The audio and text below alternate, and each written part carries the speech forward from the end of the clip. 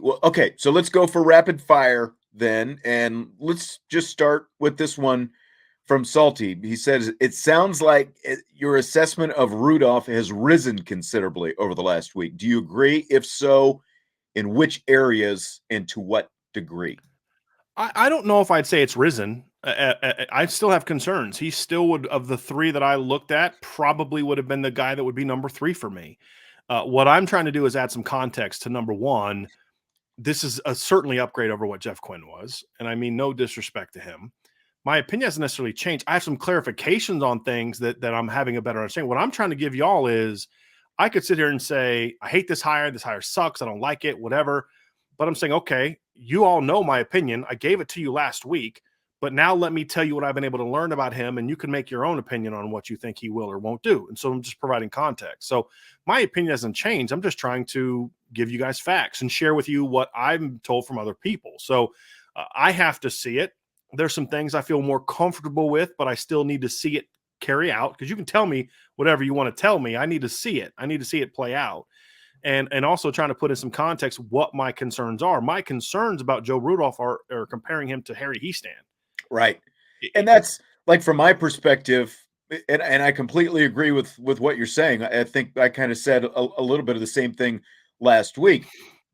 Harry, you went from Jeff Quinn, and again, anytime we assess a coach, we're talking about his coaching. We're not talking about a coach as a person, because Jeff he's a Quinn, great guy. Jeff Quinn is a very good, decent man. He just was not a very good offensive line coach. Right. And then you have arguably, the best, if not, or just one of the best college offensive line coaches ever. So the bar is going to be very high. So no matter who you hire, odds are there's going to be at least some drop. But I agree with what you're saying. The question is not, will there be a drop off? Because there is likely to be a drop off. The question is, how far is the drop off? Just how much, to me, how much of a technician is Joe Rudolph compared to Harry Hiestand as a technician of the Correct. offense? Now, that I actually have been told is one of the things they liked most about him, is that. Okay. Is he is a teacher. Like, that was one of the first. He is a teacher. He is a technician. Because here's the thing, they didn't spend a lot of time in the interview, from what I understand, talking scheme, because we know what your scheme is. We've seen the film. This is what we do, but it was more about what's your coaching philosophy, what's your teaching philosophy, what are your your most, like, my wife does this thing, right? For every day she starts like what her day is going to be for her business the next day. And she has these things, she calls them MITs, most important tasks. And that's something that when you're talking to a position coach, I don't necessarily care. We're going to talk scheme and talk ball, because I want to pick your mind. I want to see how your brain processes things. But the most important thing to me is, I know what offense I'm running. I need to know if you can teach it. Right. And that comes down to, I need to know the scheme, but it comes down to, what is your plan of attack? How do you teach? What is your focus in the offseason? What does your practice plan look like? What are the things that you focus on? Sometimes you'll throw trick questions at them. Like, I was talking to somebody the other day, and I was trying to gauge their football knowledge. And so, I asked them leading them into the answer I didn't want to hear. Because I wanted to see, is he just going to tell me what I want to know, or is he going to be like, no? And the person I was talking to was like, no, that's not really what I think. This is what I think is right. And I'm like, okay, cool. That's good. So you'll do that during the process, but it's about learning how they teach. And that's been something that I've been told has been one of the things that really more than anything else impressed the staff, was this guy can teach the fundamentals of technique. And when you're replacing Harry Hiestand, Sean, you have to hire a guy like that. Right. Now, can he teach it the way Harry did? I have no clue. Right. But I do believe it'll be much more of an emphasis than it was several years before Coach Hiestand got back. And I think that's the thing too, Sean. He's building on a different foundation than what Harry Hiestand built on. Mm-hmm. Harry Hiestand had to overcome the Jeff Quinn era. Now Joe Rudolph your job is, don't F it up. Right. Exactly. Like, keep building on what he started, which is a completely different task than what Coach Hiestand had to go through last year, which is, this is broken. You got to fix it. Then you got to make it great. So that's a part of it too. Agreed. Super chat. Thanks to Charlie Weiss's last belt loop. Rudolph, notorious for his year one lines at a new school being terrible. Wisconsin, Virginia Tech, the most recent. Any concerns this continues at Notre Dame? I'm not concerned about that. I mean, that's a great thing to look at. I think that's important, but you also have to look at what were different. So, for example, his first year at Wisconsin, they went from having Melvin Gordon and Corey Clement. Now, Melvin Gordon in 2014, and this is with Andy Ludwig as the offense coordinator. I believe the offensive line coach, I believe, was Bob Bostad. I believe. No, actually, it was not. I can't remember who the offensive line coach, but Ludwig was the OC. Not only did Melvin Gordon run for 2,587 yards on, and I'm not recalling that. I'm actually looking at it just so people want. But their number 2 back was Corey Clement, who had 949 yards that year. Well, the next year, so Melvin Gordon went pro, and then Corey Clement got hurt early in the season that next year. So he was out. And so now all of a sudden you're down to Dare Agumbawale and Taiwan Deal, who are like number 3 and number 4 backs. And so then the next year, year 2, Corey Clement comes back to good health and he rushes for 1,300 yards. So, the circumstances are different. At Pitt, they weren't very good his first year at Pitt, but he inherited a pretty bad offensive situation to begin with and didn't make it a whole lot better till year 3. Yeah. And then at Virginia Tech, they just were terrible. I mean, Virginia Tech. Well, that's what I was going to say. Just knowing what we know about Virginia Tech the last couple of years, he did not have much to work with there. I mean, we saw that pretty up close and personal. So, and because I saw somebody in the chat saying earlier, well, people at Virginia Tech are saying they're glad to see him go. Okay. Well, just John, that's never a good thing to say, because if you want to go there, right. Tennessee fans said the same thing about Harry Hiestand his last year at Tennessee. Sean, do you know how many yards Tennessee rushed for in Harry Hiestand's last year there? Do you know how many yards they rushed for? Off the top of my, I'll say 4.2. 2.8. Do you know how many yards per game they rushed for that year? Want to take a guess at it? This is Harry Hiestand as the offensive line coach. Well, if it was 2.8, I'll say 75. 90.1. Okay. Yeah, 90.1. Thanks to them rushing for $128 against Montana and $199 against Buffalo. Thanks to that. Okay. But yeah, that was with Harry Hiestand, and Tennessee fans were like, he's terrible. He can't. Sometimes I don't care who the offensive line coach is. If your head coach stinks, your coordinator stinks, and your talent stinks, you're not going to be any good. Yeah. Right. And that's the thing. Now, what Harry Hiestand was walking into at Notre Dame last year was he was not only a great coach, and this is true when he took over in 2012 at Notre Dame.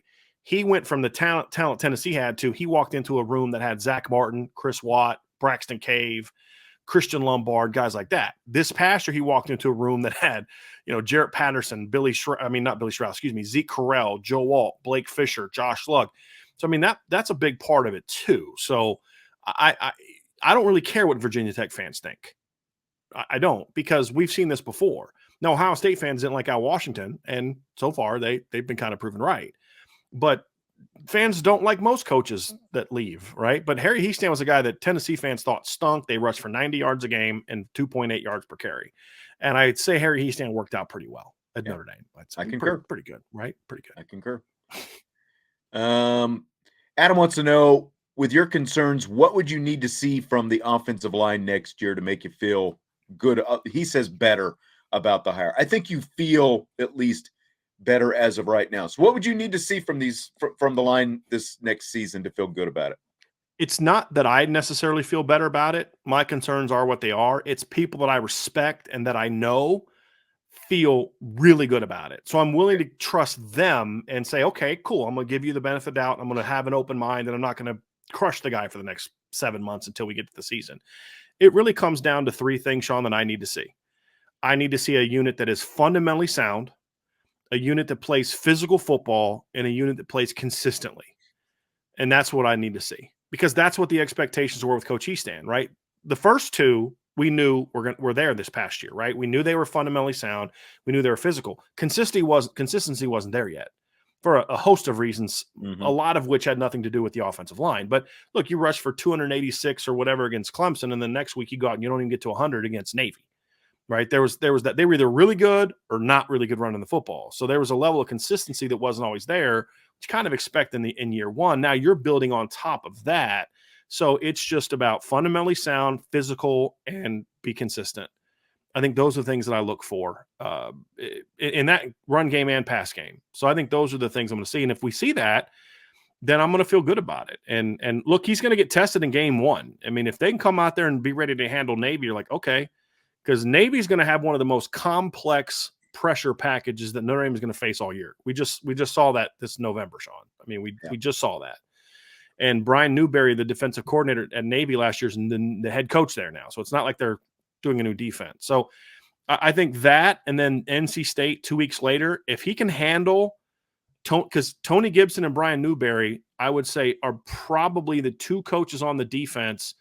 I would say that Jim Knowles is probably third as far as the complexity of looks and pressures, because NC State and Navy are three-man teams. One of the advantages we've talked about as being a three-man defense is you can bring a lot more different pressure packages because you're bringing more guys from the second level. And I think that's what makes it a little bit challenging. So you're going to get two games in your first three against coaches that are guys that I respect for what they do with pressure packages.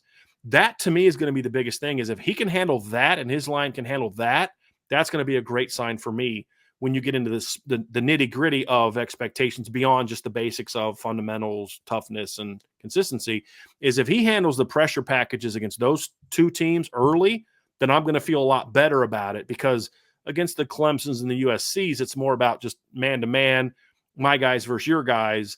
It's not as much of the complexity. And so those are things that I'm looking forward to seeing. If you can do that, then I'll feel really good about it. And I'll know that the guys that I trust are right, and my initial impression is not correct.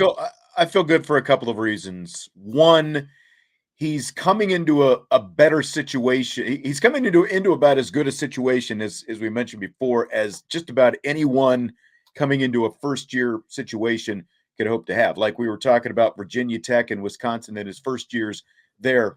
He is in an infinitely better situation coming into what he has, with what he has coming back on the offensive line, with even whoever the newcomers, or the new starters are going to be on the line, are going to have more experience than in a lot of cases that he's probably had before in some of those first-time situations, plus the running backs, plus the quarterback.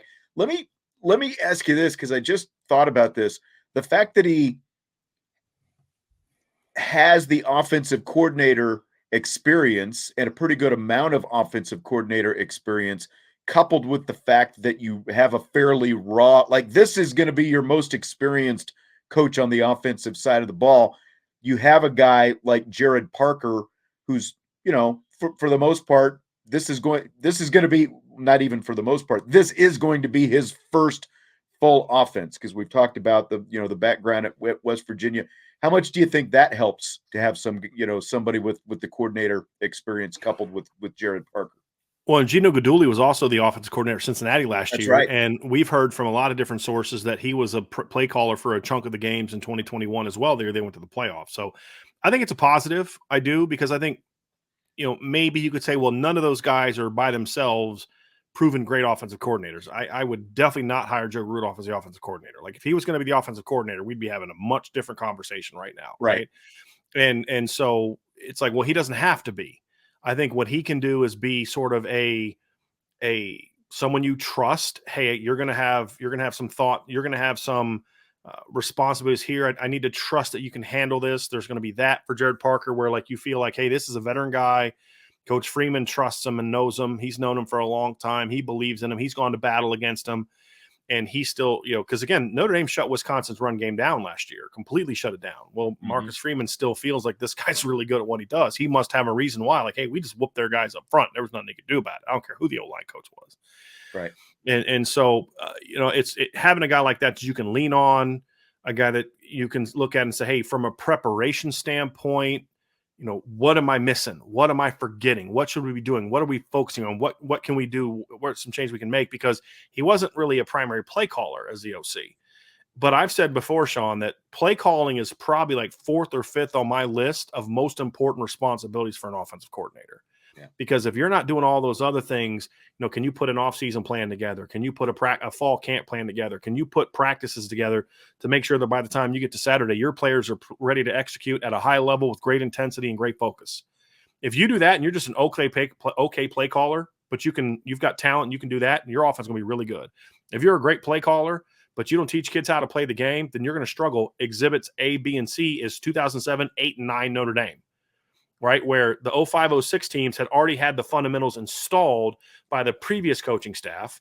And then Charlie came up with the scheme and they were lights out. Well, then by 07 to 09, now all of a sudden it's all of Charlie's recruits who were never taught the basic fundamentals of how to play. It was just scheme, and they stunk with arguably better individual talent. Because with all due respect to Raymond McKnight and Jeff Samardzija, they aren't Golden Tate and Michael Floyd, right? And, so what was different? Well, those kids knew how to play the game, and this group didn't. And so to me, I think those are important tasks, and that's something that you can lean on for him. I think the play calling at Wisconsin was mediocre at best. They didn't recruit really well at the skill positions. That got worse. And I think those are things that hurt them a little bit. So, for me, when I look at it, Sean, I think he can help Jared Parker with that the whole year-end thing. What should our approach be going into spring ball? What should be the do's and don'ts and the focus on spring ball?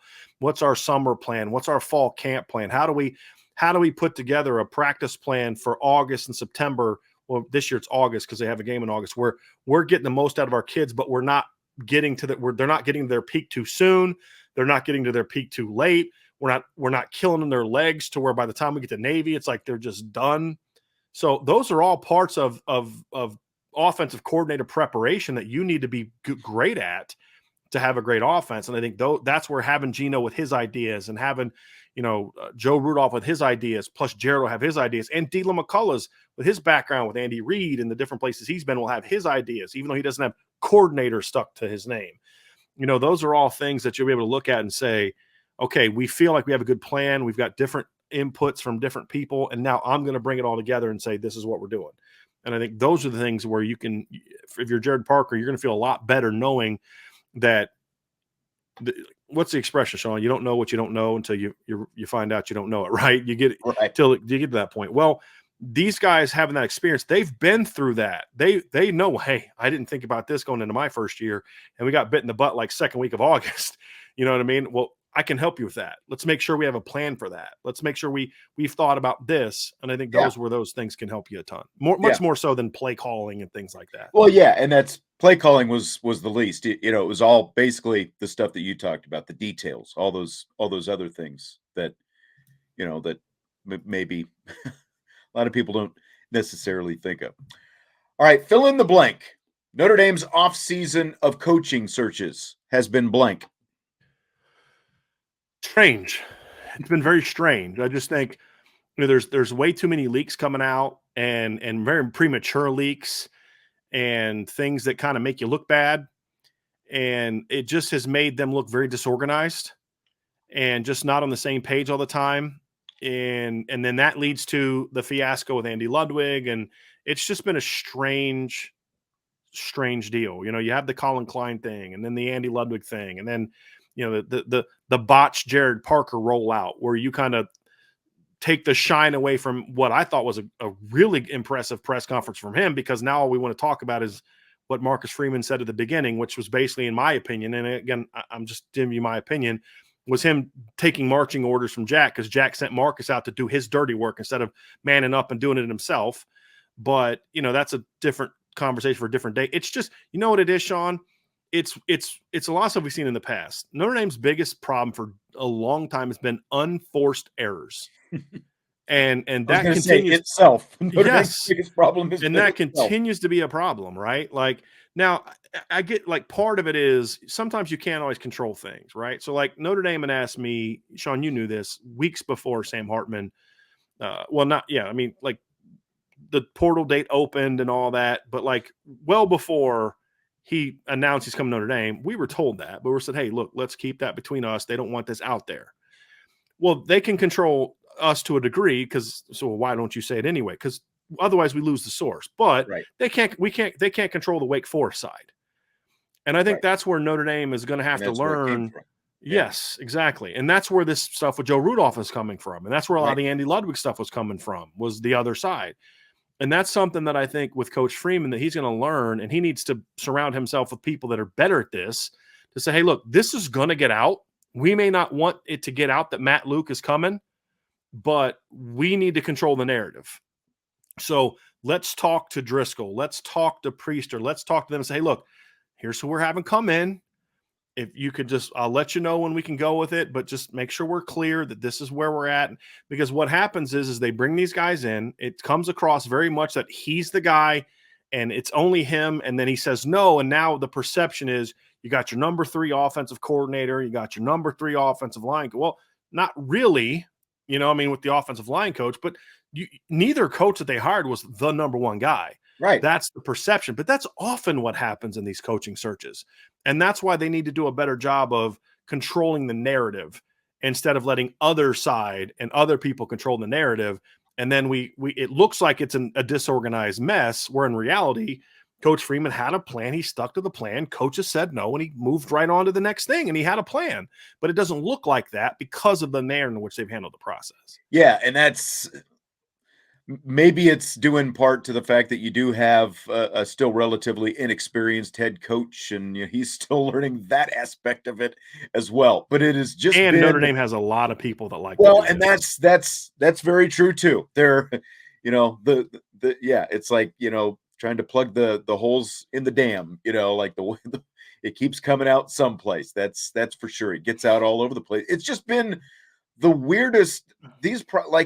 I've never seen so much of this stuff coming out like you're talking about from so many different directions as we have had in the last month with just this handful of searches. Like the Jaguli thing was like the quickest thing. It's like it happened. It's a done deal. It's going to happen. And, now it's kind of faded to the back burner that was right. Over and done with quick. But between Ludwig and now this and the Ludwig thing, and again, just the reverse process that all this stuff with Joe Rudolph is coming out really concerns me now that like you've got the Virginia Tech head coach wishing his offensive line coach well and, saying specifically Notre Dame in his tweet when he hasn't even made it to town yet for this interview. It really concerns me that, like, if this thing blows up, I mean, just the egg on the face afterwards right. At this point, I don't know how you overcome that. Win. That's the overcome it, right? I guess that's it. What we're not talking about is like, well, this is just, I've had people say, well, Notre Dame's not an attractive job for people, blah, blah. And I'm like, how is them going to their number 3 candidate on offensive coordinator any different than what happened with Alabama this year? Right. That's exactly what Alabama did, right? They missed out on at least 1 or 2 guys, one for sure, before they went to Tommy Rees. Now, does that mean that Nick Saban got some bum coach? Well, it depends on what your opinion of it Tommy Rees is. I don't think that they got a bum coach. My stance on Tommy Rees. So it's like, this is not an abnormal thing, but the way that the process was carried out from a information getting out, I think that was the thing that made it look much worse than it is and has created a perception problem, when in reality, if you talk to anyone that knows Marcus Freeman, he's very excited about these hires, and not in a, well, I got to be excited because that's all I can do. But like, he kind of felt like, yeah, I'm going to shoot for a big fish, but I got no problem putting Jared Parker in position. I'm going to shoot for a big fish in Matt Luke, but I've known Joe Rudolph a long time. He's going to absolutely be a top candidate for me. Well, now the perception is you had to settle on guys, when in reality, if you would have maybe controlled the message a little bit more, people might be a little bit more fired up about it. So, I mean, that's kind of the thing is, and I don't know if it's necessarily him as much as it's, there's just a lot of people that like to run with stuff and maybe not always having the best plan of, okay, how do we get this out? How do we stay ahead of and that's something Brian Kelly was really good at. He was a politician. I mean, that's who Brian Kelly was. He was the one thing he was good at is staying ahead of the narrative. And to the point where it's like, it'd make you and I infuriated, but to the masses, it's like, oh yeah, this is what's going on. This is what the coach said. Where what happened with the Ludwig thing is, it wasn't until like a week later that they came out with, well, no, this is what really happened. It's like, well, you guys, the narrative dominated you, right? And that's something that they're going to have to get better at. And that's not just a head coach thing. I mean, it is partly him, but it's like you got to have people around you helping you with that process. Yeah, I agree. And that would be my thing. This is a little bit of a follow-up to this. TJ asking, after the last few weeks in the whirlwind we went through, is this the kind of hire, the offensive line hire, that can make Notre Dame fans optimistic again about next year? What do you think about that? Well, it depends on what your opinion of Joe Rudolph is, right? If you're someone who looks at what he did at Wisconsin and with James Connors last year at Pitt, you're like, you know what? Like this guy got some pretty good offensive run game production and had some pretty good offensive lines, and was a part of a couple teams that played in the Big Ten championship game. He's coached in the Rose Bowl. He's had a lot of success. Boy, this guy's done some really good things, and you're going to be excited about it. If you're someone who maybe isn't as fired up about him like I am, maybe you weren't, but this guy's coached on he's been the offensive line coach on 2 top 10 teams in the last, less than 10 years, since 2015. He's coached in the Cotton Bowl, the Orange Bowl, the Rose Bowl, and won 2 of those 3 games, right? I mean, Joe Rudolph has 2 more New Year's 6 bowl game wins as an offensive line coach, offensive coordinator than Notre Dame has had since 1994, 2 more, and his total is 2, right? So, I mean, I could spin this really super positively if I wanted to, Sean, and make it seem like they just hired the next, incantation of Harry Hiestand. If I just wanted to throw numbers at you and talk about all that stuff, I'm trying to give an objective view of what I like and what I don't like. But this is a good offensive line coach. Is he going to be elite? I don't know. This is a good offensive line coach. And there was no hire that they were going to make that was going to be a bad hire. Everyone they're going to bring is going to be better than what they had before Harry Hiestand came back. And so I think that should give you some excitement. But the bigger thing too, Sean, is it's just over with now. And so now we get back to focusing on the part that you should be excited about, which is whoever coaches the offensive line, he's going to have some dudes, right? I mean, that's the thing. We can get back to focusing on the talent, because that's the thing I'm excited about is whatever you think of Jared Parker or Joe Rudolph, they're being handed, in my opinion, a Ferrari. And it's like, don't wreck it. You know what I mean? And that's the exciting thing is, if you have any faith in these guys at all, you're going to feel good because they're walking into pretty good situations. Absolutely. And Absolutely. And the thing that they're not, if you talk to Marcus Freeman, I guarantee you, we talk to Marcus Freeman, he's not saying, hey, well, I don't expect the offensive line to be great now, or the offensive team to be great now, because I had to go for my number 3 OC or my number 2 line coach. So he's like, no, we got some dudes here, and we got some coaches that I believe in here who I've known for a long time. Let's roll. Because the one thing I did right after the Ludwig fiasco, before Jared Parker was hired, is Marcus Freeman needs to surround himself with people he knows and trusts. That's exactly what he did. Mm-hmm. He's known Gino for a while, he's known Jared for a while, and he's known Joe Rudolph for a while.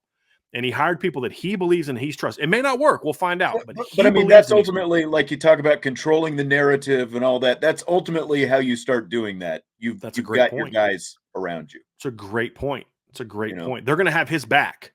Yeah. Talking to sources, doing whatever. That's a great point, Sean. That's a great point. And that's why we may not like these. And there you go. This is why I pay you the big bucks, baby. Right. They may not be hires that excite people. But as I said before, one of the least exciting hires that Brian Kelly made in his tenure was bringing in Harry Hiestand. Yeah. Can you think of a coach that he hired that had a greater impact on this program the last 10 years than Harry Hiestand did? No, I mean, literally, when you look at the assistant coaches who have come and got, other than, I guess you could argue Clark Lee and Marcus Freeman would be, and maybe even Elko to an extent, those 3 guys, but those 3 and Harry Hiestand are it. But to the degree where what Harry built there was nobody better in the country at this. Oh yeah. True. Right. That's what I'm saying. And like we're now they're O-line U and all these other type of things. That's on Harry, because no one was calling them O-line U when when John Latina and Frank Verducci and Ed Warner were the O-line coaches. Right. That didn't happen. I mean, they might have been, people thought that when Joe Moore was here, and people thought that when Harry Hiestand was here. And that's what I mean. And so that was not a hire that excited the masses because of what Tennessee people thought, because of how unsuccessful they were his previous year. What I'm saying is, I don't know if Joe Rudolph's going to be a great hire, but it's not a bad hire, right? But the more important thing is, if you're a fan who believes in Marcus Freeman, and forget what Brian Driscoll thinks and what Sean Stiers thinks, if you are someone who believes in Marcus Freeman and think that he's cut out for this, then you need to understand one thing. He just hired 3 guys that he has the utmost faith in. Now, maybe there was a guy that he had in front of that guy from an experience standpoint or a name recognition standpoint, or whatever the case may be. I'm not saying these are his number 1 guys. But when the whole thing went down after the Ludwig situation, I think he kind of changed course and said, nope, I'm bringing in guys that I believe in and that I trust. It may not work out, but if you believe in Marcus Freeman, you have to understand these aren't just some dude where he hired Joe Rudolph because of the Wisconsin success. He hired Joe Rudolph because he's known Joe Rudolph since he was a freshman in college and believes in Joe Rudolph and is coaching against Joe Rudolph. He brought in Gino because he has seen Gino Guidugli every single day in practice for several years at Cincinnati, and the same thing with Jared Parker. So he surrounded himself, to your point, with people that he knows and he trusts. If you trust him, then going back to that earlier question, that's where your excitement should come from. I trust Coach Freeman, and he hired people that he trusts, so I'm going to just have some cautious optimism and be excited about it until I have reason not to be. But the other side of it too, because again, you know, like a lot of people want to say, "Oh, he's just hiring his buddies and all that kind of stuff." It's one thing. You're not just like, you want the echo chamber to be your assistants are echoing your message to the team and they're following through with your message to the team. But at the same time, because of the longer, deeper relationships he has with these guys, I think that these are also guys. They're not going to. You know, assistants, you never want them to be challenging the head coach in front of the team, obviously, but in meeting rooms and such, and in private, I think that you can have some faith that, you know, maybe they're challenging each other to an extent on certain things. And that was the issue under Brian Kelly. Brian Kelly hired guys who were his buddies, that they could just tell what to do, and they were not going to challenge him. He was never going to have to worry about being challenged. Never. And that's not what these guys are. And that's why it's a very small sample size. We only have 1 year. But think about who Marcus Freeman's buddies were, right? Who are the coaches he had a previous relationship with? Brian Mason, Mike Mickens, Jared Parker. They all did pretty dang good last year as position coaches. Right? I mean, so it's a little bit of a – now, Al Washington did not.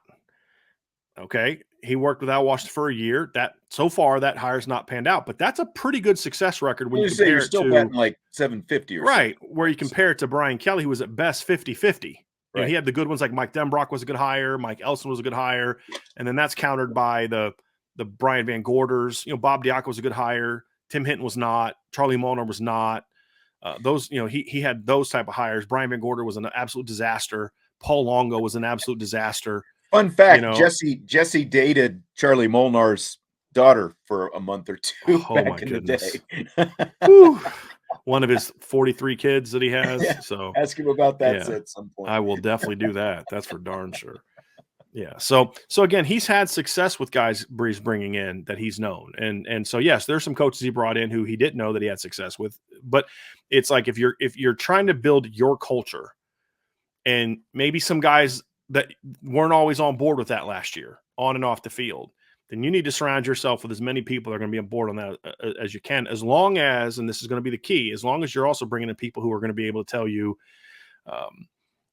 hey, look, I don't agree with you here. Like, if you don't have someone like that, Sean, like you and I have had conversations about directions I think the show should go, and you don't just say, okay, whatever you say, boss. You don't say, no, I don't think that's, and that's what you need. I mean, because otherwise, if you're just doing what I tell you to do, what if I have a bad idea? What if I'm doing something that you know is not going to work? Well, it's not going to work, but I'm not telling him because he's no, you say, no, dude, I think we need to go this direction, and we talk it out, and then we come to a conclusion that we have thought through and talked through, made points, and then, hey, let's roll with this. Right. And that's how it needs to be. And that's exactly the kind of stuff we're talking about. Like, yeah, that's exactly right. That's exactly right. It's not just because you're buddies. It's also because you trust them to give, for them to give their real opinion on things. Yep, exactly.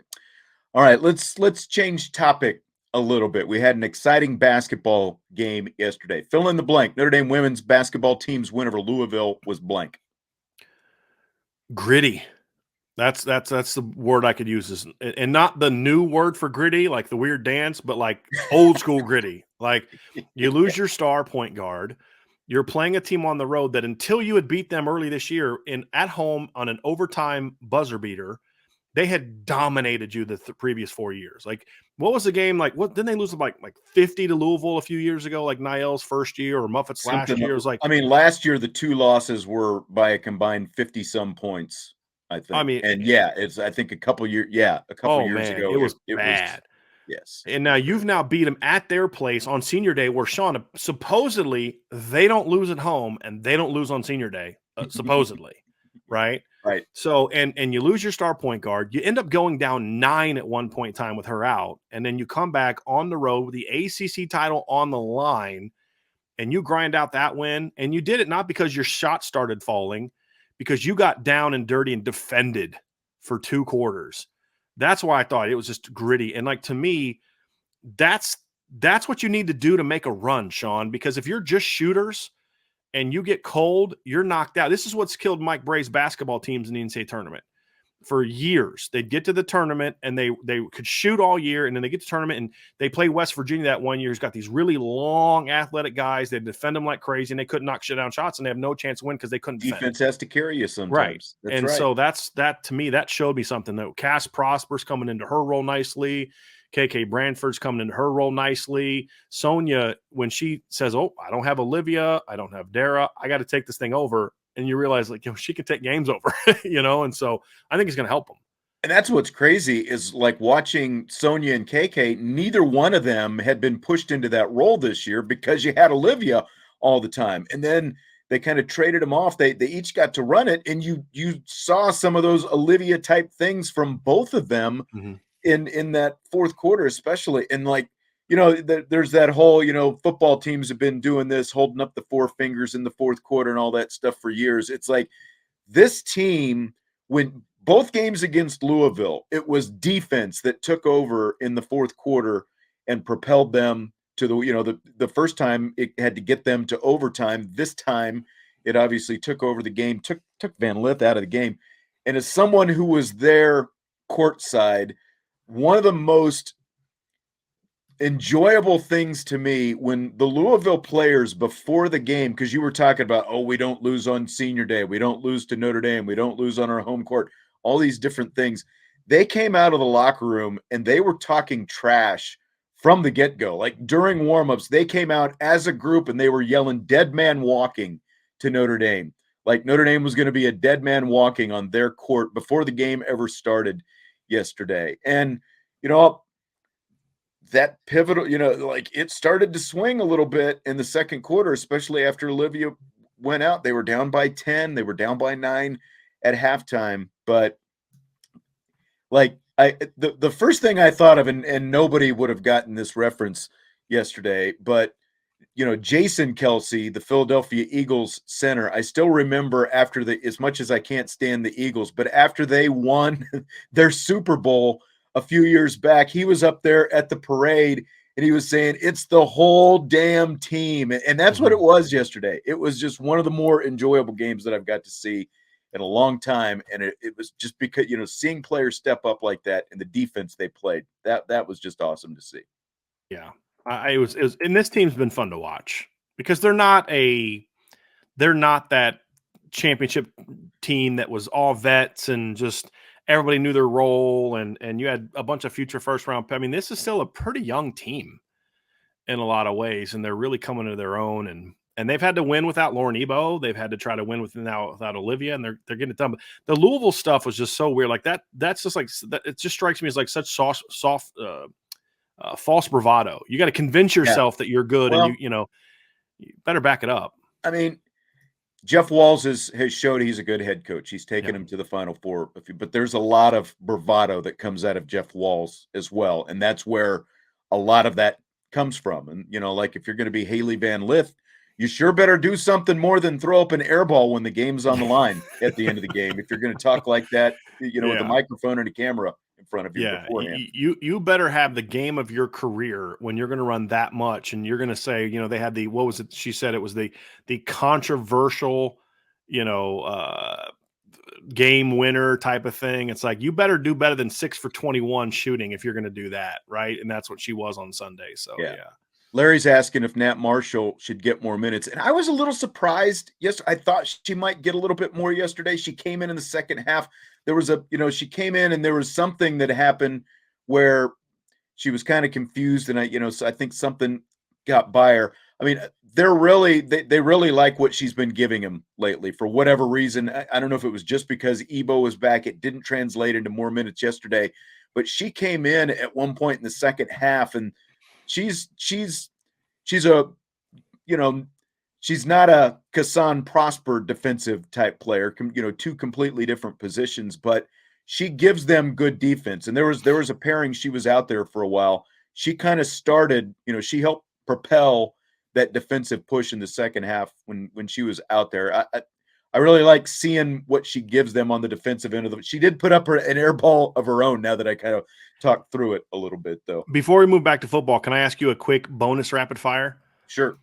If I'd have told you before the game that Kylie Watson, Lauren Ebo, and Olivia Miles would combine for 3 made field goals, Maddie Westfeld would be held to single digits in this game. The final score would be Louisville what and Notre Dame what? Wow. I would have had Louisville probably winning by at least 12. Yeah, exactly. It's a great point. That's a great point. Yeah. Yeah. And that's another thing. Kylie Watson had 20 points against Louisville the first time they played. And again, she gave them some good rebounding and some of that stuff, but they were also glad to have Ebo back. That was the only. But they combined for 5 points. Yeah. That's the thing. Those two combined for 5 points against Louisville. The only bad thing about this game, and I'm not saying this just from a Notre Dame perspective, it was so physical in the paint, down low, especially in the first half. The way they were calling that, they let so much stuff slide, and then all of a sudden they started calling things that they weren't. It's like it was just a very inconsistently called game on both parts, and that's got to be hard for both teams to play in. 50 free throws attempted yesterday between the two teams. Yeah, and that's nuts. Notre Dame made them earn. Notre Dame made Louisville earn what they got at the free throw line. All right, let's get back to the football. All right, let's do it. So the NFL Draft Combine is this week. Scale of 1 to 10. What is your interest, Brian Driscoll, in the Combine? 7.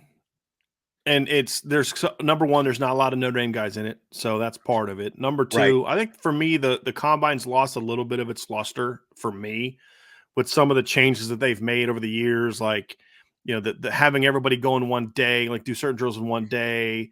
And so many guys opted out. They just continue to make dumb decisions that make it just not as interesting to watch. And, this is not a sexy draft for me, Sean. It's not those years where I feel like, man, there's this generational guy that I want to see what he's going to do, or some freaky guy that I want to see what he's going to do. So it's not really a sexy draft for me. So I'm not super, super fired up about it. But also, too, it's just with everything going on at Notre Dame, it's hard for me to really get locked into the Combine a whole lot. But I'm really hoping that Michael Mayer has a big game. So that's even where my 7 comes from, is I want to see what him and Isaiah Foskey are going to do. Yeah, see, I'd probably put mine a shade even below yours. I was wondering where you would put yours. I'd put mine probably around a 6. It just, because like you said, there really aren't the big sexy type players that we're hearing about. We'll talk about one specific guy here in a minute, but it's so much gets built. It's just amazing that you have a whole body of work, years of film on these guys, and then you're going to place so much importance on putting a guy in some spandex and having him run some 40s and some cone drills and stuff like that. And that's someone there are some guys who are going to come out of this Combine who we're going to all of a sudden start hearing about, whose names we hadn't heard before because showed their up. Film. That's exactly right.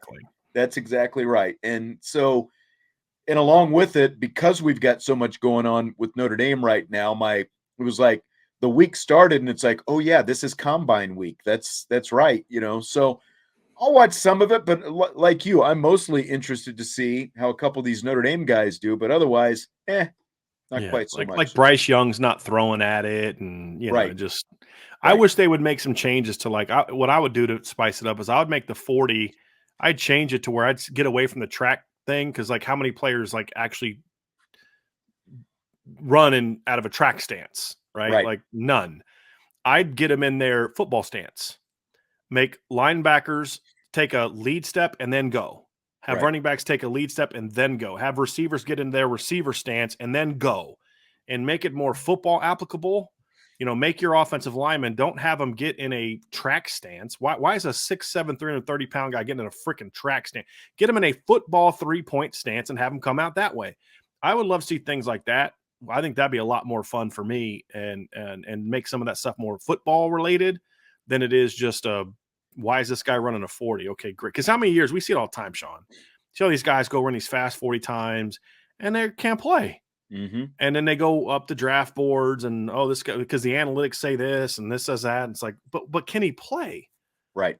And that's it. But look, but he ran this and he did this but can he play? Right. Right. Which And, is what it's supposed to be all about. right. And I don't know what the 40-yard dash necessarily tells that they can play. I want to see a guy again. I want to see a running back do it out of his football stance. Make him take a handoff and do the 40 with the ball in your hand. Yeah. I'd love to see stuff like that. Terry Tyler, thanks for stirring the folks up. We didn't even hit them with the hit the like button at the start. So do that if you would. We appreciate it. So speaking of draft guys, Alabama quarterback Bryce Young, who, as you said, is not going to throw. One of the biggest concerns about him is his weight, which is around 195 pounds right now. I know he's trying to get it up to like 210 is what he's shooting for. How big of a concern is that lack of weight on Bryce Young to you? It's a big concern. It is. It's much more of a concern than his height or lack thereof. I really don't care about height as much anymore. Which, by the way, according to what I saw today, is 5'10" and a half officially. Yeah. I mean, you've got Russell Wilson's 5'11". He was a really good pro for a long time. Kyler Murray's like 5'10", maybe. Like height to me in the shotgun-based era is just not as important as it used to be. But you're talking about a 17-game season. He can get up to 210 pounds all he wants. He's not going to play at 210. And this is the thing, scouts aren't stupid. Like, they know you played your whole career at 190, 195. They know you bulked up for this thing. They know they're going to look at your frame and be like, yeah, bro, you're not going to play there. You're going to play here. I think that's a concern. And honestly, I said earlier, like, there's no generational player. That's the only reason I say that. Because if Bryce Young was 6'2", 220, there's no conversation about who the number one quarterback in this draft is, who the number one overall pick is. The Bears have monster offers from people to move up to number one because they want this generational player because he's incredibly smart. He has phenomenal arm talent. He's just, you got to question, can he hold up for 17 games a year plus some? And if you're a Super Bowl team, you're going to be playing 20 plus games now. And can he do that over 10 years at that size? That's the question. Right, that's going to be the concern with Bryce Young. What's up with the strength program there in Alabama? He's just not a big dude. You know, it's like, because that's the thing. Bama guys are pretty yoked up usually. So if you're having trouble being over 200 pounds and you're in the Bama strength program, that's like, that may not be good.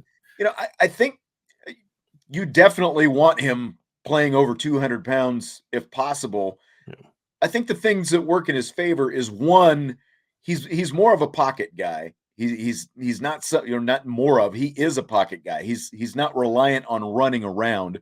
So he's not going to take those kind of hits necessarily. It's mostly going to be in the pocket. And because the NFL, as we see year after year, as we complain about these hits on quarterbacks and and all that, the late hits and the personal fouls, the NFL goes overboard on protecting the quarterback. So from at least that standpoint, it's not huge for me, but at the same time, it is a concern because he is not a big guy, and all it takes is one hit on a guy who is not that big, and that can alter a career. So, I think the biggest thing is that he is has as much muscle as possible for the kind of hits that he's going to take in the NFL. And that's the other thing too, Sean, is you want to see him, what he looks like physically. Okay, he may be 195, but not all 195s are built the same. Right. Right. Is he strong? Does he have broad shoulders? Does he have a thick core? Those type of things. And that's kind of part of what I was saying earlier too, was I'm not as concerned about it now than I would have been 10 years ago when it was a much more physical league. Like, there's no way he could have survived in the John Elway, Joe Montana era with the type of, you remember the shot that Jim Burt levied on Joe Montana in the playoffs. Like, if you do that now, you're like suspended for a year. Like, that's considered like borderline physical assault. You know what I mean? Like, you can't do that anyway. And, I get it and all that, but it's such a different game now. But at the same time, you're still going to take shots. And the other thing too is, if he's a top 5 pick, odds are he's going somewhere that wasn't very good at protecting the quarterback, which is partly why they stink. And so, I mean, the Colts last year ranked 31st in the NFL in sacks allowed per game. The Bears last year ranked 29th. Let's just, for argument's sake, say that they're gonna take them, in that spot. So it's not like you're going to a place where you've got a great offensive line and And that's the thing that killed Derek Carr. Is he just went to a place where they couldn't protect him, and he just got his brains beat in, and he was never the same guy. Yeah, and the so higher you go, the right, the more likely you're not going right. into a good situation. Well, and that's kind of what's helped guys like Roethlisberger and Mahomes, where they were drafted by good teams that either had that one off year or they traded up to get them. Whereas more often than not, these guys get drafted by teams that just aren't good. And that's, Peyton Manning's first year, they went what, like 1-15, something like that. Like they were terrible. And then eventually got good, but Peyton Manning was also 6'5", 235, 240 pounds, right? And Bryce Young is not that. Yeah. So yeah. All right, this will be our last question tonight. Fill in the blank. You're not a massive NFL fan, of course, but the Denver Broncos are your team when you do pay attention. And Russell Wilson is your quarterback. And you feel blank about that. Better. And here's why. So I was very much against the Sean Payton deal because I don't think I think he's a good coach, but I think a little bit overrated just from this, we're making movies about him now and all that kind of stuff. But he's a good coach. I think we'd agree he's a good coach. He's a good offensive coach. And I didn't love that they were going to have to give up multiple picks. Well, they ended up giving up a first and a second, but they got a third back. So it's like, okay, it is what it is. I don't love it. But the one thing is as you hear more and more about how Russell conducted himself last year, we had like his own office on the second floor and he had his own position coach, who was Jake Heaps, for Pete's sake, who was terrible in college, right? But you start saying, boy, this guy had kind of gotten into prima donna stage. And Denver has hired first-year coaches. It was Vance Joseph, and then it was Vic Fangio, and then Nathaniel. I think they've hired 4 straight first-time coaches, and they were all disasters. So you bring in a guy that has the cachet to walk in and say, hey, Russ, we ain't doing that anymore. You're not even the best quarterback I've ever coached. Right. Bruh, hate to break it to you. You know what I mean? We're going to do it my way. And so I feel better about it now because I don't think Russell Wilson's ever going to be what he was 5 years ago with the Seahawks. But I think he can definitely be better than he was last year. And I think that Sean Payton's the kind of guy that can force Russ to kind of, let's fall in line, let's be a team leader again. And because his teammates, from what you could see just watching games, his teammates did not like him very much, or at least they didn't respect him last year. And now you see why, because of a lot of this other nonsense going off the field and the way the coaches would baby him. Sean Payton's not going to do that. Right. And so if Russ takes to that, then I feel better about it again. And I feel like he'll be able to get back to being a good NFL quarterback. He'll never be what he was 5 years ago, I don't think. But he can get back to being a pretty good NFL quarterback. And there's some weapons at Denver, and they their offense was so bad. And they had so many games last year they could have won if they just had an offense that had a pulse. And they got some good talent on defense. They got some good young receivers, a quality young line. It needs a little bit of patchwork. There's some pieces there to work with if you can get Russell Wilson to being back to just a decent percentage of what he was in his prime. Yeah. And you have a chance to be a much better team. Yeah. I mean, I know, Notre Dame fans aren't high on Pete Carroll, and you can say a lot of things about Pete Carroll, but he's a good coach. Yeah. And when you hear about that divide it's just nuts. By the way, he was USC's 4th option at best when they hired him. For all the people that want to talk about, you didn't get your number 1 guy. He was their 4th option at best when they hired Pete Carroll. They wanted at least 3 or 4 other coaches before they wanted Pete Carroll. So sometimes settling on a guy turns out to be a pretty good thing. So hopefully it'll be like that for Notre Dame. Yep. I think that's a good point to end on tonight. What do you think? Wishful thinking, blind optimism. I'm all about ending on that. You know what I'm saying? Optimist Brian Driscoll. That's right. All right. Well, it was fun. I think this is definitely our longest show that we did together. That's also my fault. So that's all right. That's right. I'm just saying, in comparison to what shows we had done before, we covered a lot of good stuff, and it happened at the right time because all this crazy news dropping on us once again with Joe Rudolph, apparently set to be Notre Dame's next offensive line coach. So we'll continue, of course, to follow it. Check the boards. There'll always be all the latest intel up there. And we had a big intel drop on recruiting today before all the Joe Rudolph stuff went off. So yeah, if you're not a member of the board, very long kind of where things stand kind of deal on Notre Dame recruiting, including a little update on CJ Carr that I think people would be interested to find out. So, yeah. Apparently, Nathan had a super chat. It must have gotten by me. Nathan, hit us with the question if you would. It's right Okay. there. Oh man, I didn't. Somehow that did get by me. I know What why, because you was saw it? BBG and just wanted to block it out of your Yeah, mind that's and not what it have to get is. to it. So thanks for that, Nathan. Was it BVG personality or coaching you disliked? Both. So I didn't support the hire when it was made because I didn't like what he did in the NFL. His Auburn defense was the worst defense that program had ever had. You know, he was trying to do NFL stuff there and it just wasn't working. So I didn't like the hire. And then you get to know him and you hear about the way he treats people and the things that he would say. It's like even something little like my wife went to, they used to have this thing, and I don't know if they've had it since COVID, but this football 101 thing. Have you ever heard of that, Sean? Yeah, Or did yeah. your wife I ever go remember to when they that? did that. Yeah, Angela went to that and she loved it, you know, because she loves football, and like Malika Zaire was still there, and like she's like the coaches were great. They would actually teach them. They didn't talk down to them. And then Brian Van Gorder gets up there and he just does this really condescending speech. She's like, we knew he didn't want to be there. She's like, right. I'm a coach's wife. I know when I'm being condescended and talked down to, right? Like, and just was real disrespectful and just really inappropriate with certain things. And he just would say really mean, nasty things to players. Like one kid told me, he's like, one time he's like, that's why your girlfriend's cheating on you. That's why your mother doesn't love you. Just like ignorant stuff like that. And it's like, that's not MFing a kid about needing to block better. That's just being an a-hole. And it's just like, then you realize you stink as a coach. And it's like, if you're going to be that kind of person, and that's never a good idea. Right. You better at least be good at what you do. You can't be an a-hole and suck. It's like, that's a terrible combination to be. And that's just pretty much how he was. So he began not like him as a coach.